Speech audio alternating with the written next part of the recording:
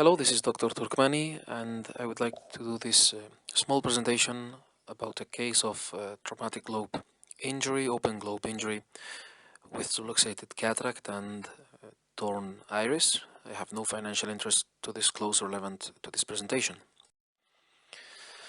The case was presented to me after having a penetrating eye injury in the left eye. So a consultant colleague of mine did a primary repair of the corneal laceration in the nasal side, and the case was presented to me with a torn iris in the nasal sector, a large iris defect, and subluxated cataract with a large area of the nasal zonules missing. The patient was complaining of significant symptoms of glare and headaches and monocular diplopia through the left eye.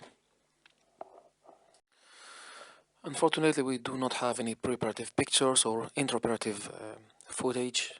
So based on the postoperative picture, I've done these modifications to show how the eye was looking like before the operation. So on the left-hand side, that's how it would look with the white light, very large distorted pupil. There would be a corneal scar running parallel to the nasal limbus. And in the right-hand side, I've made a diagram of how it would look like. If we used retroillumination, we would be able to see a large red reflex with a large distorted abnormal pupil. We would be able to see the nasal edge of the crystalline lens, or the cataract in this case, and the asterisks represent the area where the zonules were missing. Thankfully, there was no vitreous prolapse into the anterior chamber, and the lens, despite of the missing zonules, seemed to be fairly stable. So my surgical plan was to perform phacoemulsification with capsular tension ring lens implant and iris prosthesis in the bag. The considerations to take there, since vision blue needs to be used to stain the capsule to place the prosthesis appropriately so you can see the edge of the rhexis, and of course you don't want the vision blue to run around the equator of the lens in the area of the missing zonules and stain the posterior capsule, which can difficult the view. My initial step was to place some dispersive viscoelastic in the nasal sector to prevent from the vision blue running into Berger's space and staining the posterior capsule. Then put the vision blue, wash it out, and proceed with phacoemulsification. If you're planning an iris in the back prosthesis, the type I've used for this case and I normally use would be the human optics prosthesis. So this requires capsular tension ring if it goes in the bag. Otherwise, the capsular bag contraction may squeeze the prosthesis out or make it bulge forward and create many different problems, from uveitis to glaucoma to subluxation of the bag which is containing the iris prosthesis and the lens.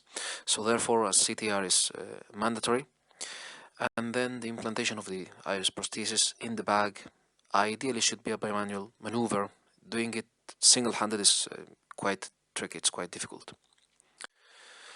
So surgery was performed with no complications. In the left-hand side, that's the final picture of the eye, 3 weeks following surgery.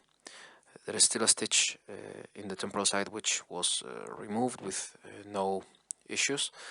And then you can see how now it has a much more natural appearance. With a normal sized pupil, patient got rid of all the symptoms that he was complaining of before surgery. In the right hand side, I've just delineated with the red dotted line the edge of patient's pupil following the injury.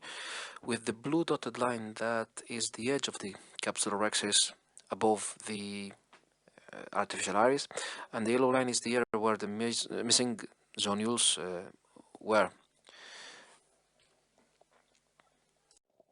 That's a larger detail of the same postoperative picture with the corneal scar in the nasal side as we had mentioned.